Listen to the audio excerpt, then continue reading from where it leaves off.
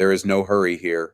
There is nowhere you are needed, nothing you have forgotten, nothing waiting on the other side of this moment that cannot wait a little longer.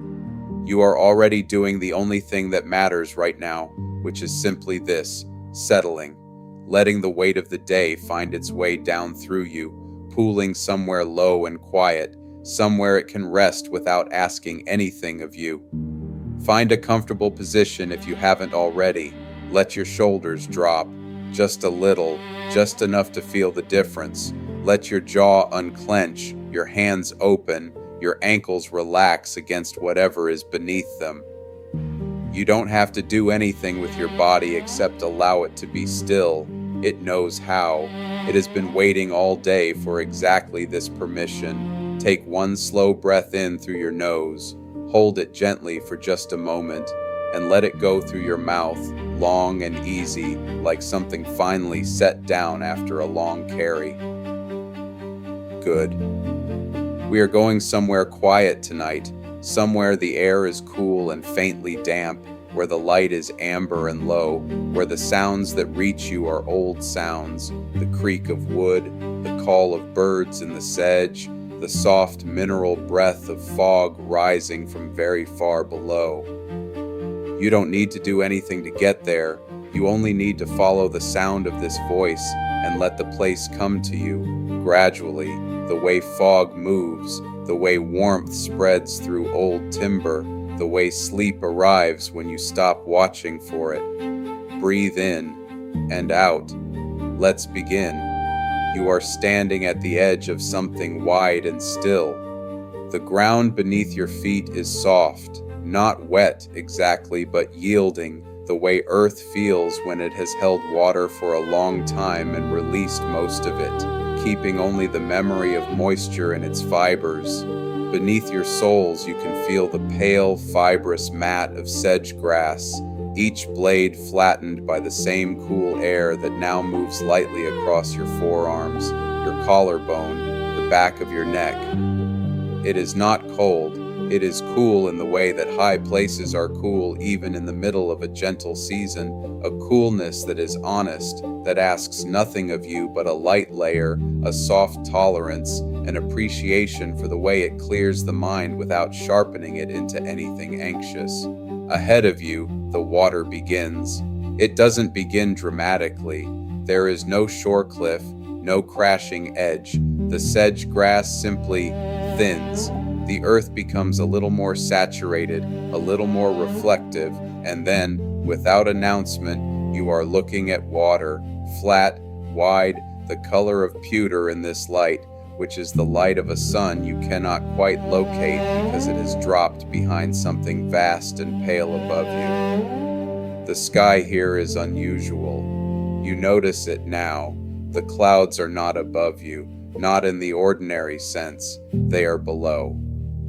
Far below, somewhere beneath the surface of this inland sea, they move in slow formations, pressing up against the underside of the water like something breathing in sleep, like the chest of an enormous creature rising and falling in a rhythm so slow you can only perceive it if you watch for a very long time without blinking. The effect is that the water is luminous from beneath, not bright, not glaring, not startling. Luminous in the way that a lamp shining through thick paper is luminous, diffused, gentle, sourceless, as though the light has forgotten where it came from and simply decided to be present everywhere at once.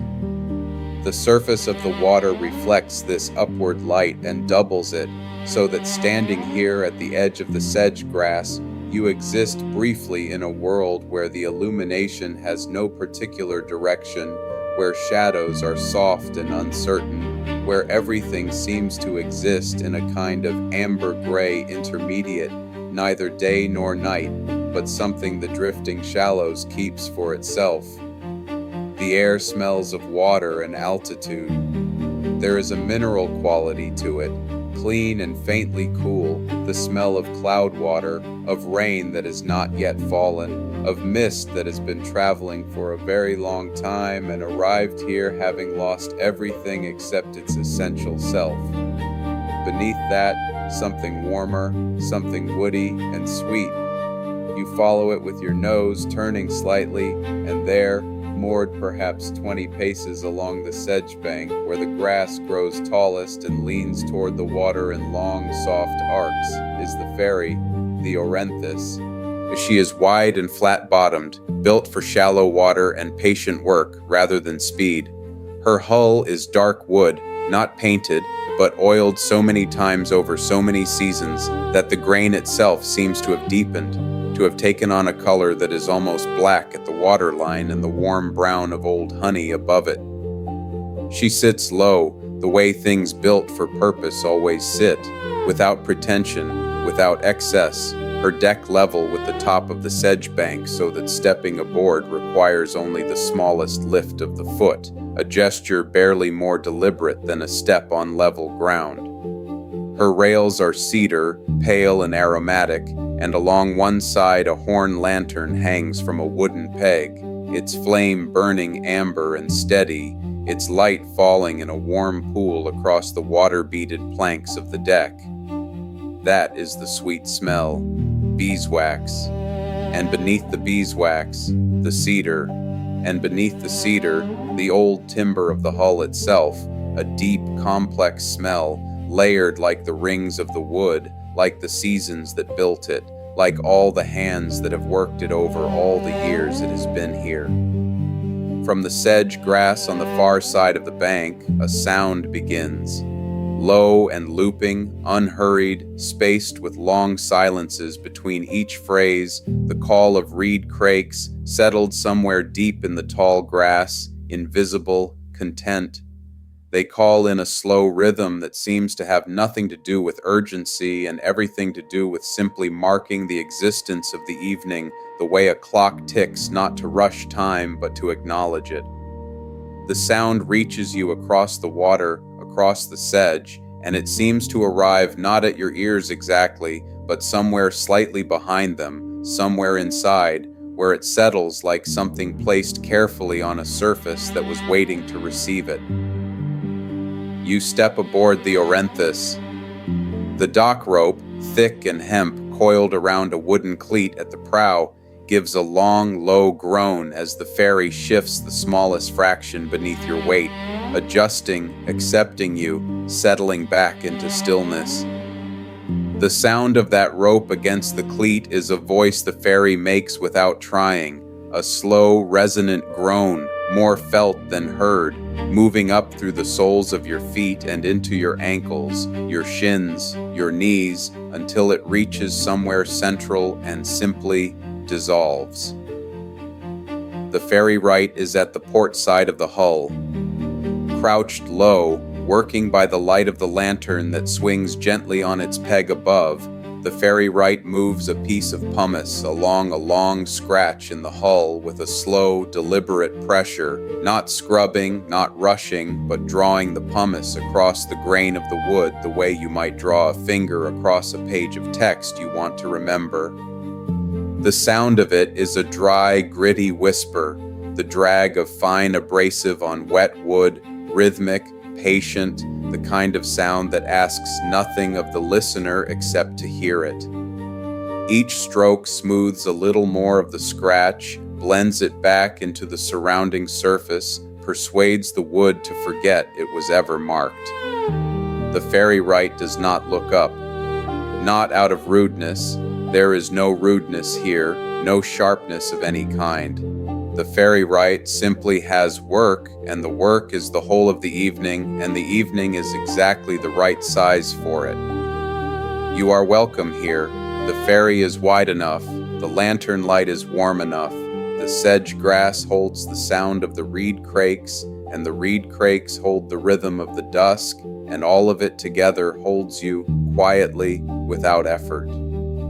You find a place along the rail and rest your forearms on the cedar. It is smooth, not newly smooth, but smoothed by use, by many forearms, many evenings, the same unhurried pressure applied again and again until the wood has given up any roughness it once had and offered only this, a surface that meets your skin with the particular warmth of wood that has been in the sun and still holds it, hours later, like a kindness extended past the moment that prompted it. Below you, the water is still. And somewhere beneath the water, far below, the clouds press upward in their slow formations, and the light they carry filters through the shallows, and the whole surface of the drifting shallows glows very faintly, amber and gray, as though the evening itself were breathing. You breathe with it, in and out. The Ferrywright works on. The pumice moves in long strokes, each one slightly overlapping the last, covering the same ground again and again with a patience that has no destination, only the work itself, and the wood beneath the work, and the slow improvement of a surface that was already good and is becoming, in this unhurried way, a little better. The scratch along the port hull is long, perhaps the length of 2 outstretched arms, and it runs at a shallow angle, as though something low and drifting passed the hull in the night and left a single, gentle mark to remember itself by. The Ferrywright pauses to examine the progress. A hand runs along the wood, slowly, from the beginning of the scratch toward its end, feeling for roughness, for any remaining ridge, for the grain of the wood beneath the abrasion. The hand is unhurried.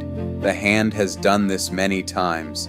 The hand knows the difference between wood that is ready and wood that needs more time, and it finds in this particular stretch of hull something that is almost ready, almost, but not quite, and so the pumice is taken up again, and the slow, gritty drag resumes, and the sound of it joins the rope groan and the Reed-Crake call and the mineral breath of the fog and the distant, almost felt creak of the ferry's frame as the temperature of the high-altitude evening continues its gradual descent. The lantern sways, only a little, the slowest pendulum, moved by the same barely perceptible breath of air that stirs the sedge grass at the bank's edge and carries the smell of cloud water across the deck. The amber light it casts pools and shifts across the planks, and wherever it falls, the water droplets caught in the grain of the wood catch it and hold it, so that the deck seems scattered with tiny amber lights, a constellation of small warm points against the darker wood, each one trembling at a different frequency, each one independent and yet part of the same slow, luminous whole. You watch the light for a while. There is nothing you need to conclude from it. It is simply what it is, amber and warm and scattered and moving in a rhythm so slow it is almost not movement at all. The way the lantern sways, the way the light pools, the way the water droplets catch and hold and release the warmth. You find yourself following one particular droplet with your eyes, watching it hold the amber light, watching the light tremble inside it, watching the droplet gather until it is too full to hold itself, and it slides slowly along the grain of the plank, leaving a faint trail, and disappears at the edge where the deck meets the rail.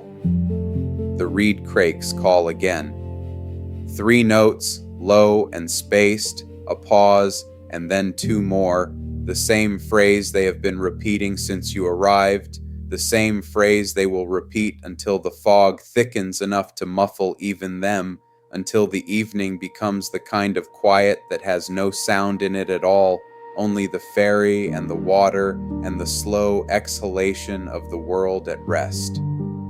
The Ferrywright sets down the pumice, stands slowly with the particular deliberateness of someone who has been crouched for a long time and is in no hurry to remind their joints of it, stretches one arm, then the other, then rolls the neck once, gently, to the left, and then the right, a motion so ordinary and so human that it makes this whole quiet world feel inhabited in the warmest possible way. Then the Ferrywright crouches again to run a hand along the repaired section of hull, and this time the hand moves without pausing, smoothly, from one end to the other, and the Ferrywright makes a sound, low, satisfied, not quite a word. That means the scratch is gone, or near enough gone that the wood has accepted the repair, and the repair has accepted the wood, and the two are now simply the same surface, continuous and whole. The beeswax tin is on the deck nearby. It is small and dented, its lid worn smooth at the edges from being opened and closed many hundreds of times. The Ferrywright opens it now, a small familiar resistance, then the give, and the smell of beeswax rises immediately into the cool air, sweet and waxy and warm, the smell of something made by a living thing from the distillation of flowers, from the patient labor of small creatures who know only making and do it without hesitation. The Ferrywright takes a small block of the wax, ivory pale, slightly translucent at its edges, and begins to work it across the repaired section of hull with a slow circular pressure, heel of the hand bearing down, the wax softening from the friction and the warmth of the hand and beginning to melt into the grain of the wood, filling the tiny channels left by the pumice, sealing and smoothing and enriching, the wood darkening slightly where the wax penetrates it, and then settling into a surface that is neither shiny nor dull, but something in between, something that catches the lantern light and holds it gently. The smell of beeswax spreads across the deck. It mingles with the cedar of the rail and the mineral fog and the water smell of the shallows and becomes something that has no single name, a smell that is the evening itself, this particular evening on this particular ferry at this particular elevation where clouds live below the water and time moves at a pace that suits the wood and the fog and the patient work of hands that know what they are doing. You breathe it in, sweet and cool and woody and faintly mineral, the smell of a place that has been cared for over a long time by someone who finds the caring to be enough. The Ferrywright moves along the hull, working the wax in slow circles. Each circle overlaps the last by half, so that every inch of wood receives the wax twice, once from the leading edge of the motion and once from the trailing edge, and the result is a coverage that is even and thorough and accomplished without any visible effort, the way skilled work always appears effortless from a certain distance, the ease being not the absence of effort, but the presence of so much accumulated practice that the effort has become invisible, absorbed into the motion itself. The dock rope groans. A long, low sound against the wooden cleat, the ferry shifting its weight in the water, settling a fraction deeper on one side as the Ferrywright moves along the hull, the water responding to the shift with a barely perceptible change in its pressure against the wood transmitting that change to the rope speaking it against the cleat in that slow, resonant voice that is the ferry's oldest language. The sound dissolves into the evening air and joins the Reed-Crakes and the distant creaking of the frame and the soft percussion of water against the hull. Not waves, because there are no waves here, only the gentlest possible lapping, the water merely touching the wood and withdrawing and touching again, the way a sleeper breathes against a pillow. You let your eyes close for a moment, just long enough to feel the cool damp of the fog settling on your forearms, your cheeks, the bridge of your nose. The fog here is not dramatic, it is not thick or blinding or cold, it is the finest possible mist, more sensation than substance, the feeling of being in a cloud rather than the experience of being unable to see. It settles on your skin the way attention settles on something you love, lightly, completely, without pressure. When you open your eyes, the Ferrywright has reached the middle of the hull. The waxed section behind glows softly in the lantern light, richer than the unwaxed wood ahead, the grain more defined, the color deeper, the surface alive in a way that raw wood is not quite alive, as though the wax has reminded the wood of something it knew when it was still a living tree, and has been trying to remember ever since. The Reed-Crakes call. 3 notes, low and spaced, and then a pause so long you begin to think they are finished for the evening, and then 2 more notes, the same as always, patient and unhurried, marking the dusk in their own private calendar. The Ferrywright pauses, not to rest, or not only to rest, to listen. The head tilts slightly, the hand with the beeswax block still resting against the hull, and for a moment the Ferrywright is simply part of the evening, a figure in amber light listening to the Reed-Crakes and the water and the rope and the fog, receiving all of it without comment, without interpretation, simply allowing the sounds to arrive and be what they are. You do the same. You let the sounds come, the rope groaning slowly against the cleat, low and resonant, more felt than heard. The Reed-Crakes looping through their patient phrase somewhere in the sedge grass. The water barely touching the hull and withdrawing. The distant creak of the ferry's frame as the air around it cools another fraction of a degree, the wood contracting very slightly, the joints speaking to each other in the language of temperature and time. The faint whisper of the lantern flame inside its horn casing, burning steadily, unhurried, consuming its oil at exactly the rate it was designed to consume it. All of these sounds together make a kind of music. Not a music with melody or structure or intention. A music made of the ordinary voices of ordinary things doing what they always do when no one is trying to make anything special happen. When the evening is simply the evening and the work is simply the work and the sounds are simply the sounds, each one complete in itself, each one part of something larger, the whole of it requiring nothing from you except to be present inside it. You are present. The Ferrywright resumes working the wax. The circles are slow and even. The wax softens and sinks into the grain. The smell drifts upward, sweet and warm and woody, and mingles with the cool mineral air of the fog, and the combination of warm and cool, of sweet and mineral, is the exact smell of this place at this hour, a smell you will carry somewhere deep in you long after the evening has ended, a smell that will surface sometimes in other places at other hours and bring with it, briefly and completely, the amber light and the Reed-Crakes and the low groan of the rope and the smoothness of the waxed cedar rail beneath your forearms. Time passes, not quickly, not slowly. Time passes at the pace of the work, which is also the pace of the fog and the pace of the Reed-Crakes and the pace of the water touching the hull, a pace that has nothing to do with clocks and everything to do with the natural rhythm of things completing themselves without urgency. The Ferrywright has nearly reached the end of the hull. The waxed section stretches almost the full length of the port side now, glowing warmly in the lantern light, the grain of the wood rich and defined, the surface catching the amber light and holding it in a way that makes the hull look almost warm to the touch, almost alive, as though the wood has been reminded of something essential and is quietly grateful. You move along the rail, slowly, following the line of the lantern light, and crouch to look more closely at the waxed hull. Up close you can see the grain of the wood in detail.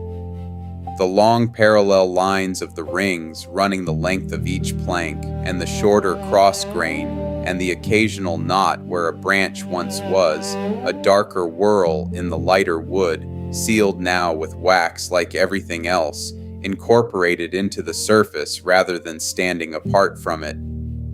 You reach out one finger and press it lightly against the waxed wood.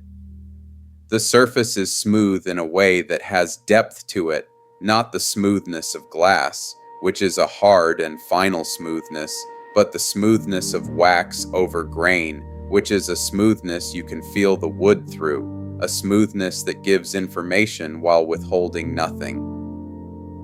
The Ferrywright glances at you, briefly, warmly, and makes a small gesture that means, yes, it's good, isn't it? It is. You straighten and return to the rail. The fog has thickened slightly since you arrived, not enough to obscure the lantern or the sedge bank or the near surface of the water, but enough to soften everything at a middle distance, to make the far edge of the shallows a faint suggestion rather than a defined line, to make the horizon, if there is a horizon here, it is difficult to tell where the water ends and the fog below begins, a gradient of gray and amber and the very faintest possible luminescence. The Ferrywright finishes the last section of hull.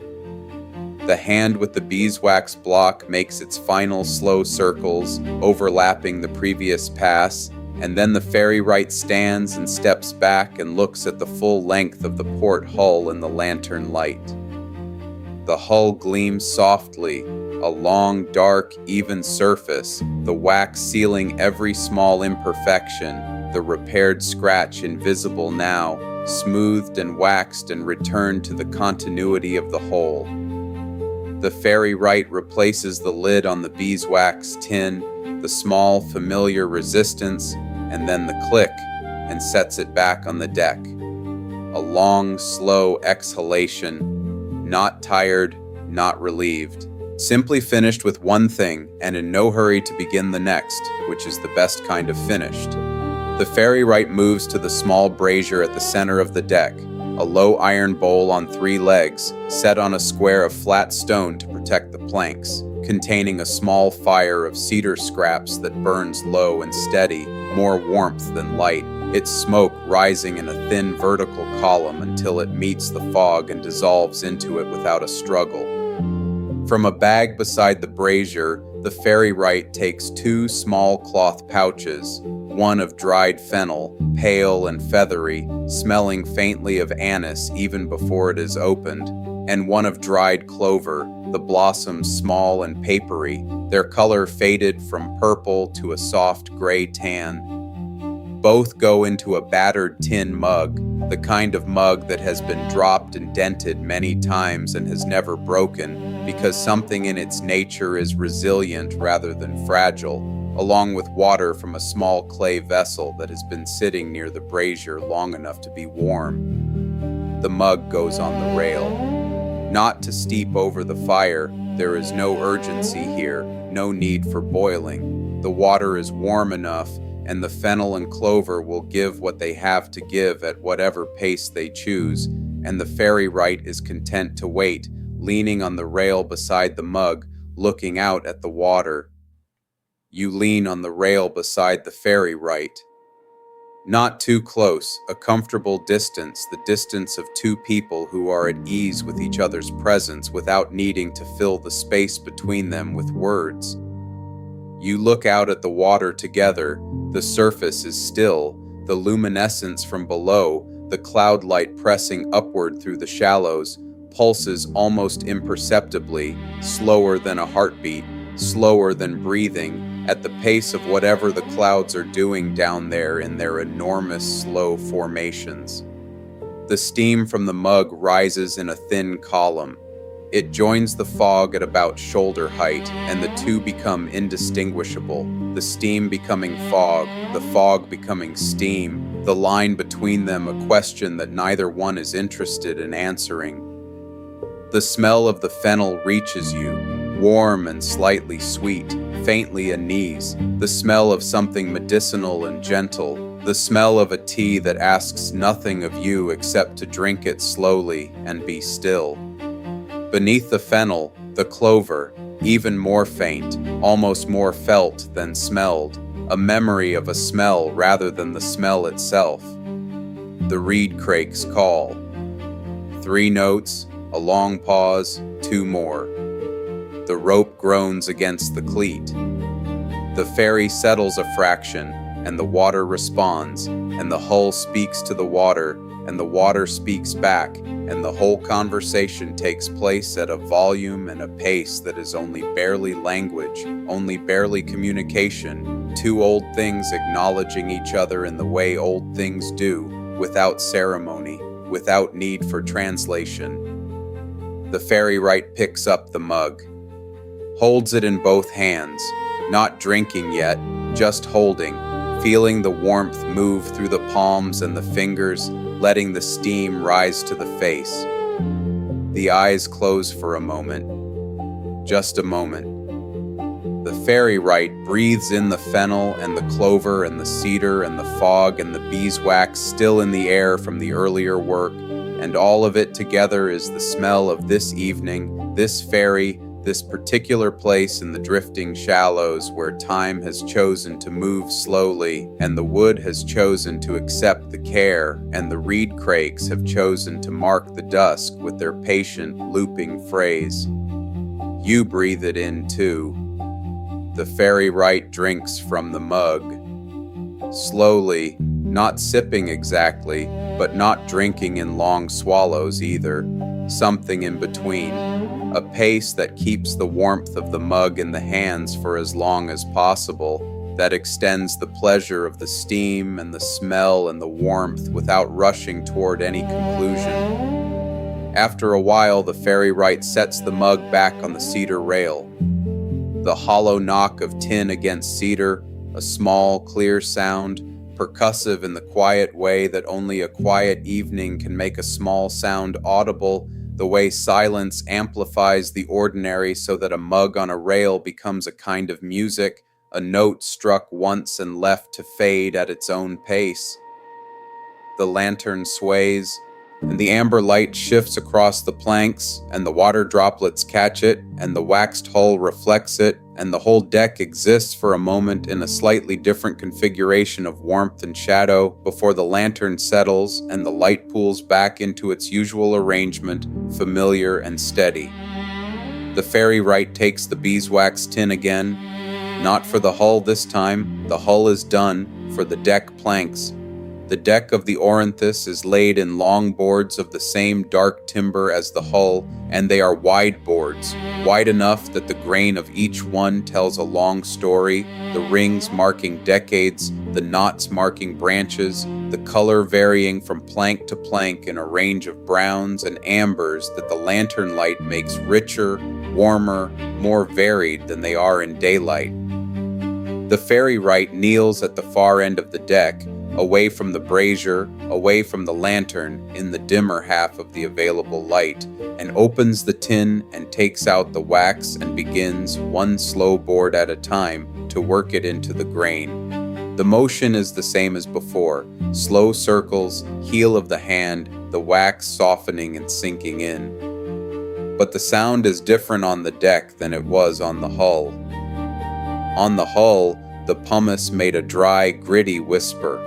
The wax made a soft, almost inaudible friction. On the deck, the wax makes a slightly different sound. The planks are horizontal rather than vertical, so the motion of the hand changes, and the sound it makes is more of a slow, soft drag, the friction of wax on wood amplified just slightly by the flat surface, by the way the sound moves along the grain of the plank rather than across it. It is a hypnotic sound, slow and regular and soft, repeating with each pass of the Ferrywright's hand, the drag, and then the return, and then the drag again, each stroke covering a little more of the plank, the waxed surface darkening behind the hand, and then settling into its richer, warmer self, the grain more defined, the color deeper, the whole plank more present after the wax than it was before. You watch the Ferrywright work. There is something deeply restful about watching skilled, quiet work that is not your work and requires nothing from you. Something that allows the watching part of your mind to be fully occupied with what it is seeing without any need to plan or evaluate or respond. The hand moves, the wax melts, the plank darkens and settles, the smell drifts upward, sweet and waxy, cedar and beeswax, warm in the cool fog air. The Ferrywright finishes the first plank and moves to the second. The same motion, the same sound, the same slow transformation of raw surface to waxed and sealed surface. The second plank is slightly wider than the first, The grain runs at a slightly different angle, so the circles of the waxing motion catch the grain differently, and the sound changes in a small way, a slightly lower register of friction, barely distinguishable but present, a variation in the rhythm that keeps the pattern alive without disrupting it. The Reed-Crakes call. 3 notes, a long pause. 2 more. The rope groans against the cleat, a long, slow sound, the ferry breathing. You let your eyes close for a moment and simply listen. The hand on the deck, the wax on the wood, the rope on the cleat, the Reed-Crakes in the sedge, the water on the hull, the lantern flame inside its horn casing. All of it together, all of it at once, layered and patient and slow, each sound occupying its own space in the air without crowding any other, the whole of it a texture rather than a sequence, a fabric rather than a line, something you can rest inside rather than follow. You rest inside it. The cool fog settles on your forearms, on your cheeks, on the backs of your hands. The cedar rail beneath your palms is smooth and faintly warm. The lantern light makes amber of the inside of your eyelids. The Ferrywright moves to the 3rd plank. The slow circles, the wax softening, the sweet smell rising. The 3rd plank has a knot near its center, a dark oval in the lighter wood, sealed with old wax from many previous evenings, smooth and slightly raised, a landmark in the otherwise even surface.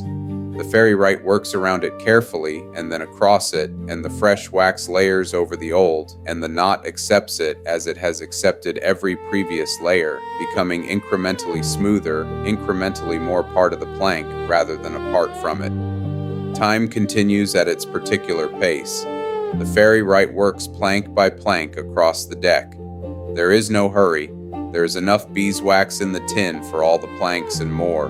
There is enough evening for all the planks and more. The Reed-Crakes mark the passage of time in their looping, patient way, and the lantern burns steadily through its oil, and the fog thickens by fractions, and the temperature drops by fractions, and the ferry settles deeper into the water by fractions, and none of these changes are alarming or even particularly noticeable. They are simply the evening continuing to be the evening, each moment following the previous one with the same quiet inevitability that water follows the shape of the vessel that holds it. You push yourself up from the rail and walk slowly to the brazier. The cedar fire inside it has burned lower since the tea was made. The scraps mostly ash now, the flame a small, steady orange thing at the center of a bed of gray and amber coals, giving off warmth that you can feel on your shins and your forearms when you hold them toward it.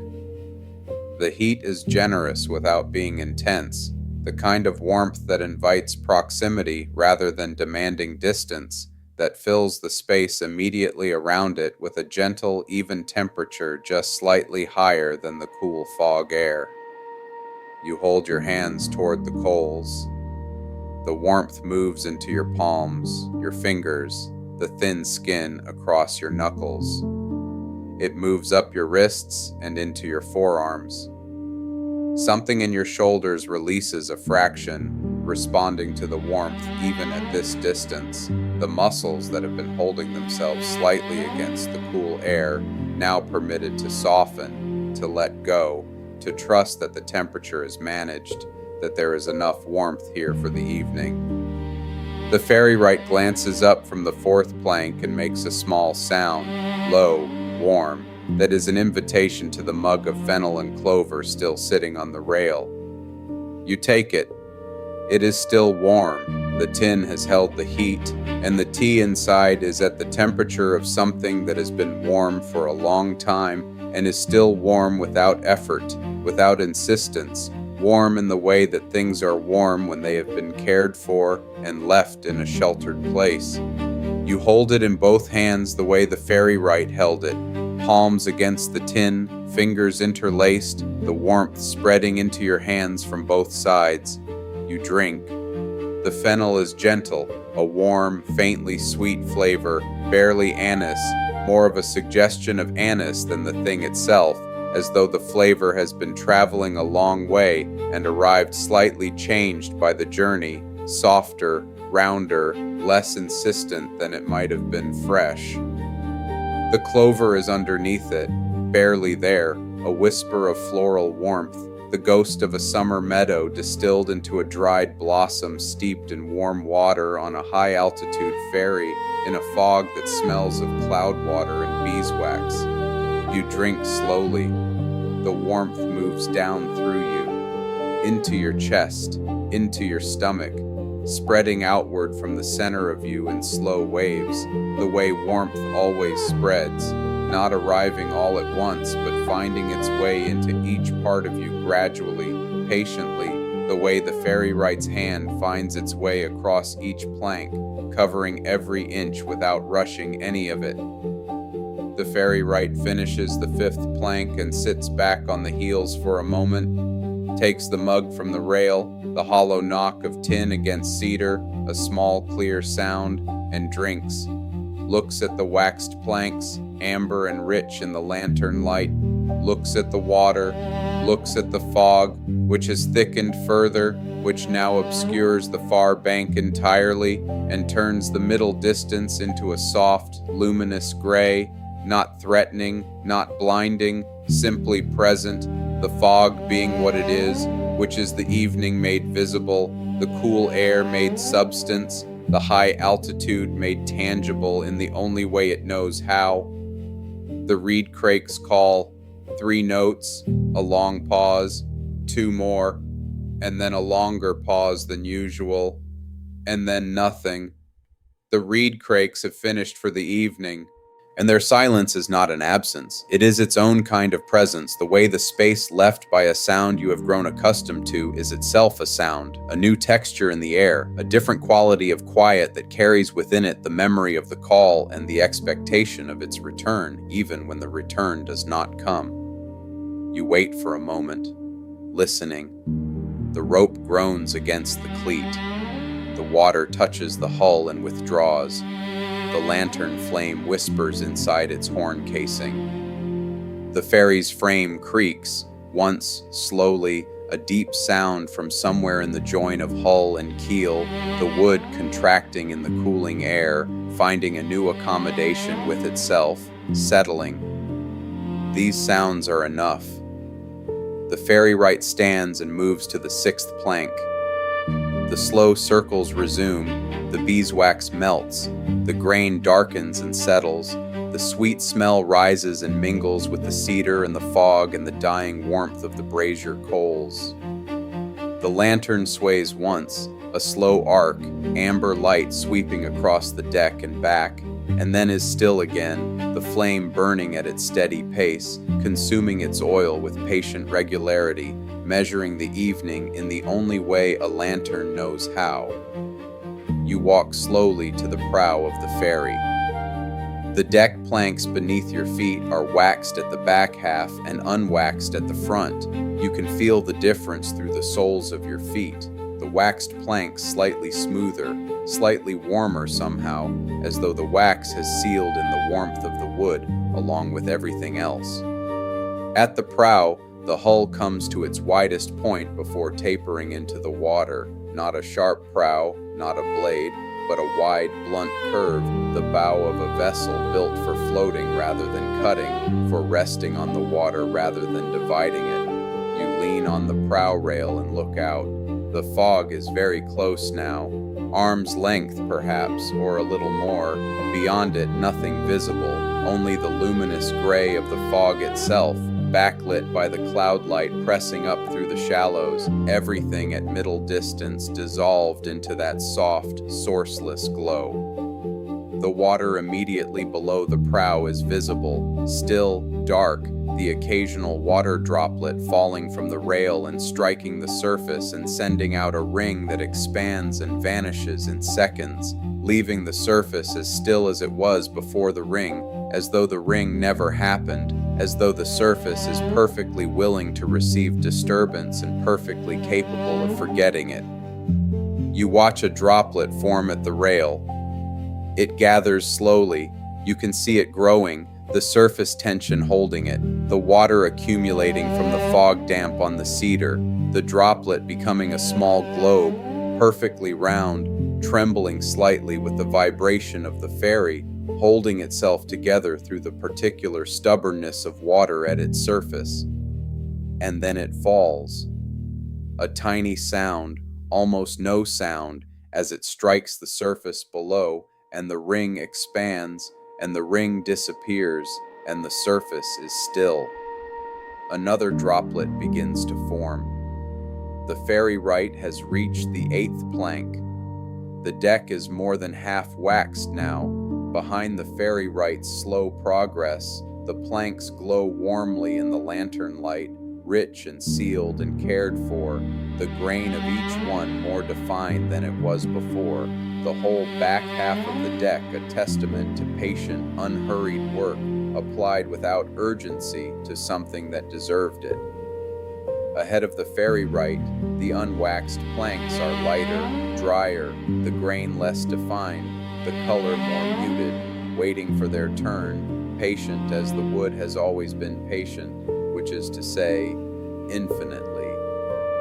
You return from the prow, walking slowly along the rail, trailing one hand across the cedar, feeling the smooth warmth of the wood beneath your palm, the slight dampness of the fog damp on the surface, the small variations in the grain that your fingers read like a language you have always known but rarely needed to speak.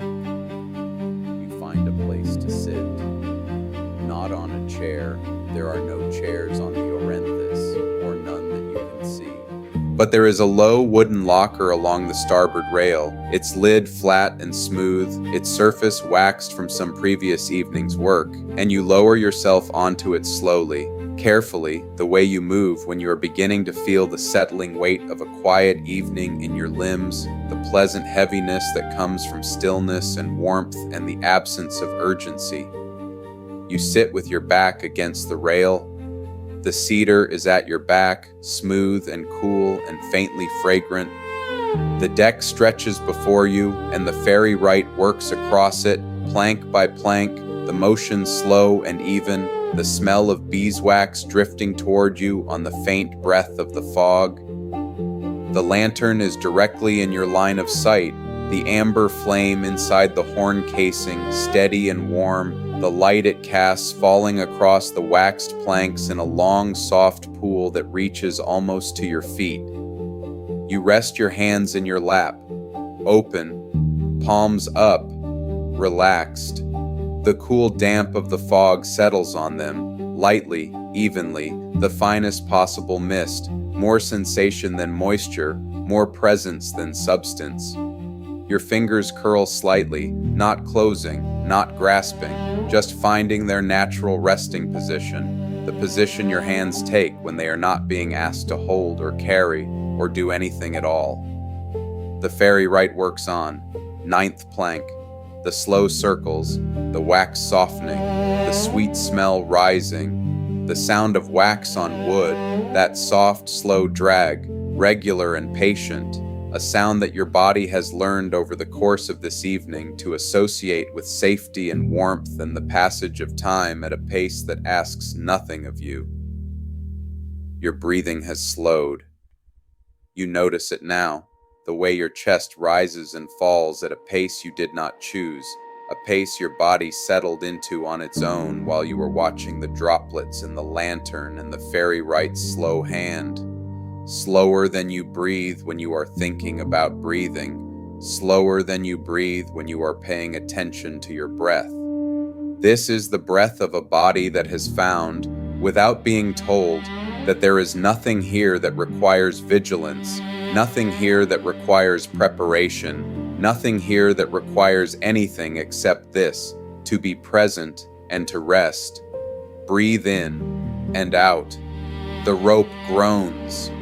A long, low sound, the ferry shifting its weight in the water, the rope taking the adjustment and translating it into sound, the sound moving through the air and arriving at you where you sit on the wooden locker with your back against the cedar rail and entering you somewhere low and central, somewhere that recognizes the sound as the voice of a thing that has been doing this for a very long time and will continue doing it long after this evening is over.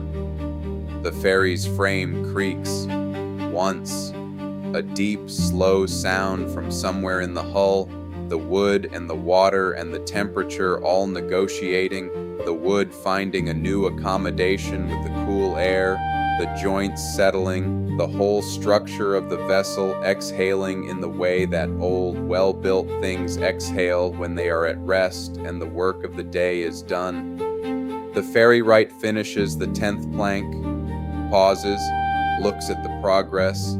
The deck is now more than 2/3 waxed, the back 2/3 glowing warmly in the amber lantern light, rich and cared for, the grain of each plank alive and defined and sealed.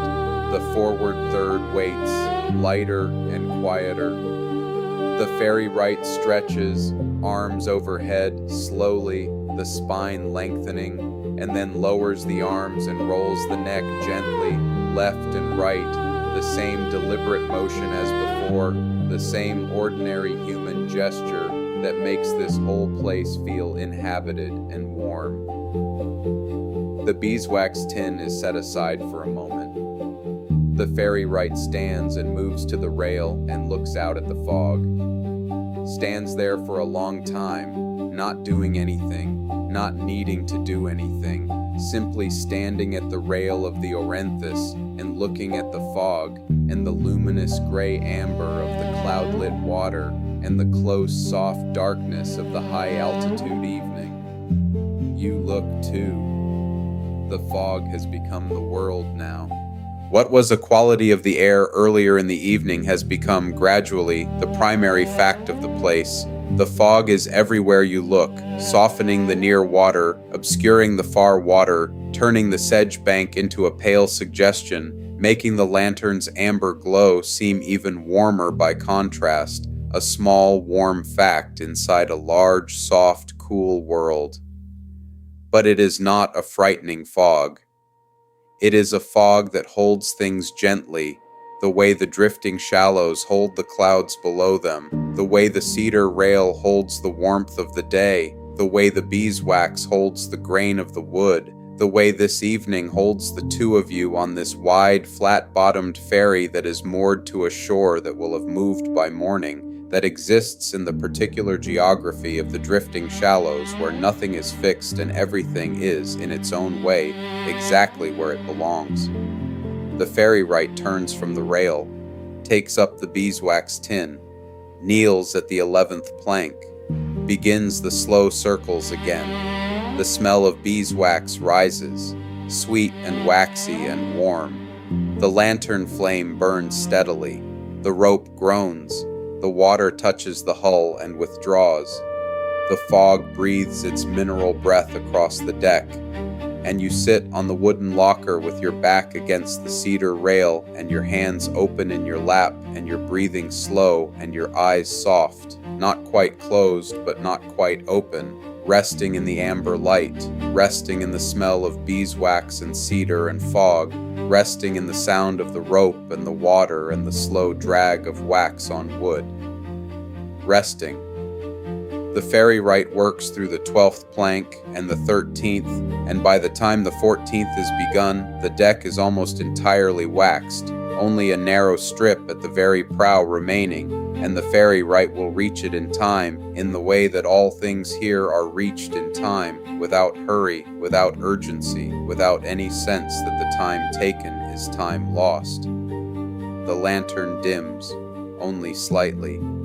The oil is reaching the last portion of what was poured this evening, and the flame has begun its gradual descent, not flickering, not struggling, simply burning at a slightly lower intensity, the amber light a fraction less bright, the pool it casts a fraction smaller, the warmth it offers a fraction less than it was an hour ago. The lantern is honest about what it has. It gives what it has and begins to give a little less as the oil diminishes. And this is not a failure, but simply a truth.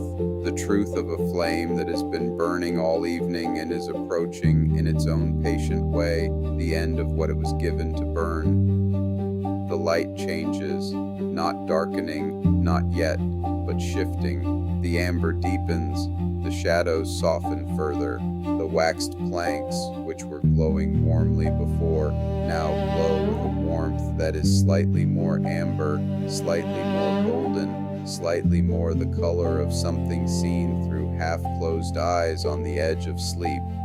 The Ferrywright notices the lantern, does not refill it. This is the last hour of oil, and the work is nearly done. And the last hour of oil is exactly enough light for the last of the work and the walking home through the sedge grass and the soft fog of the high-altitude evening. The Ferrywright knows this. The Ferrywright has known it many evenings. The 15th plank is begun. The slow circles, the wax softening, the sweet smell. You find that your eyes have closed. Not deliberately, not because you decided to close them. They simply closed, the way eyes close when the body has decided, without consulting the mind, that there is nothing left that requires watching, that the watching is done, that what remains can be felt rather than seen. The warmth of the brazier on your shins, the cool fog on your forearms, the smooth cedar at your back, the waxy sweet smell in the air, the sound of the rope and the water and the wax and the wood.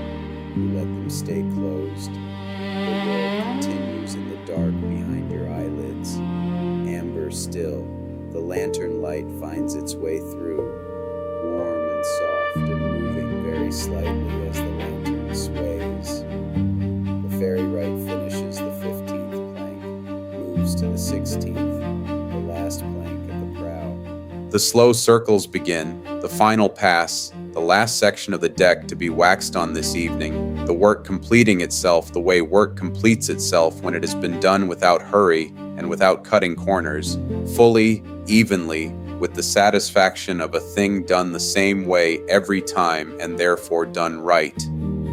The smell of beeswax is warmest now, filling the air of the deck, sweet and waxy, cedar and warmth, the accumulated smell of an evening's work that has been good work, quiet work, the kind of work that asks nothing of the world except materials and time, and is rewarded by a surface that is sealed and smooth and ready for whatever the drifting shallows bring next.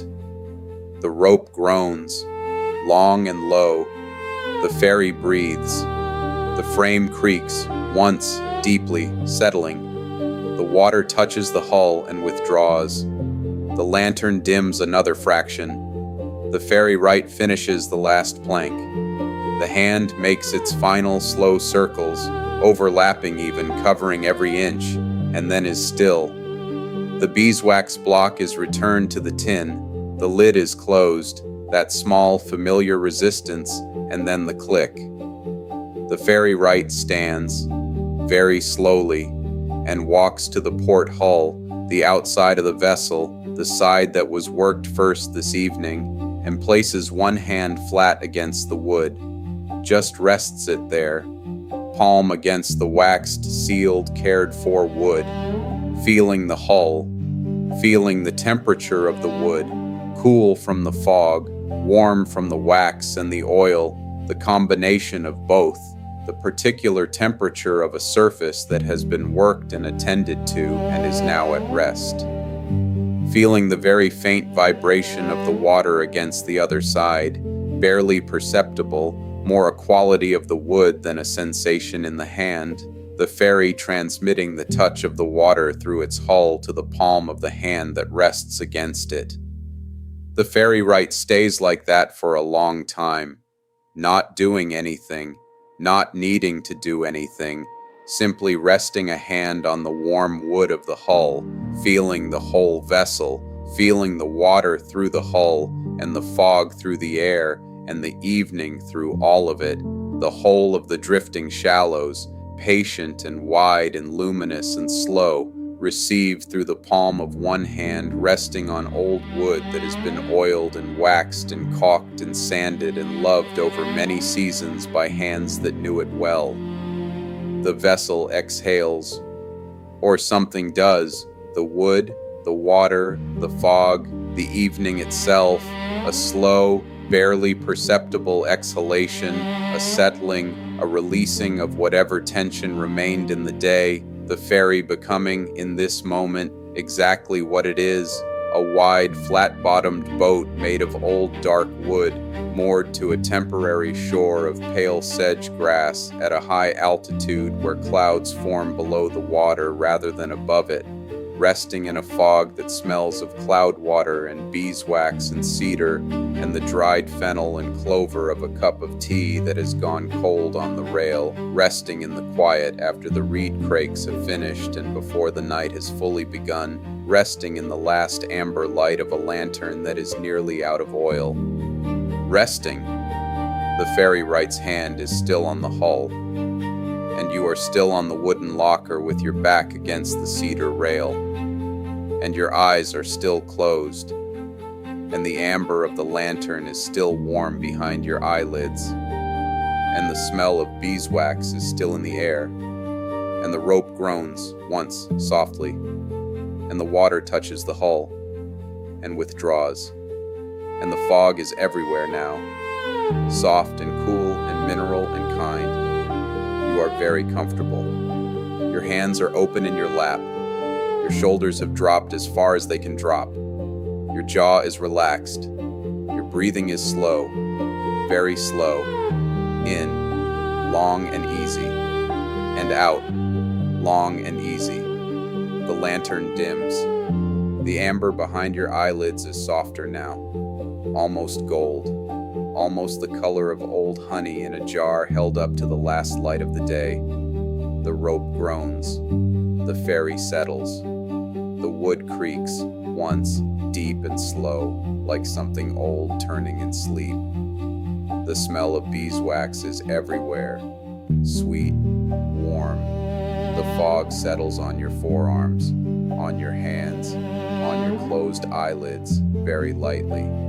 The Ferrywright's hand is still on the hull, feeling the wood, feeling the water through the wood, feeling the evening through the water through the wood. Everything is slow, everything is warm, everything is the color of amber behind closed eyes. The rope, groaning, slowly, the water, touching and withdrawing, the lantern, dimming, almost out, the beeswax, sweet, in the air, the fog, settling, the ferry, breathing, and you, breathing with it, in, out. The deck is waxed, the hull is smooth, the scratch is gone, the wood is sealed, the evening is complete, the lantern is nearly out, the amber behind your eyelids is very soft now, very soft, the rope groans, once, long, and then quiet, the water, the fog, the cedar, the wax, the warmth of old wood, the smoothness of a newly waxed plank under a slow palm, the low altitude of your breathing, the high altitude of the drifting shallows, the clouds below, the light they carry, pressing upward, very gently, like something breathing in sleep, like you, breathing, in sleep. The lantern dims to almost nothing, a warm point, a single amber point, in the fog, in the dark, in the quiet. The ferry holds you, the water holds the ferry, the shallows hold the water, the fog holds everything, gently, without effort, without urgency, without any need for you to do anything, except this, rest, the amber point, very small now, the rope, quiet, the water, still, the wood, warm, the wax, sweet, fading, the amber, almost gone, the fog, close, soft, cool, the ferry, still, you, still, breathing, slow, the amber, gone, the dark, soft, the fog, the water, the wood, The quiet, the quiet, the quiet.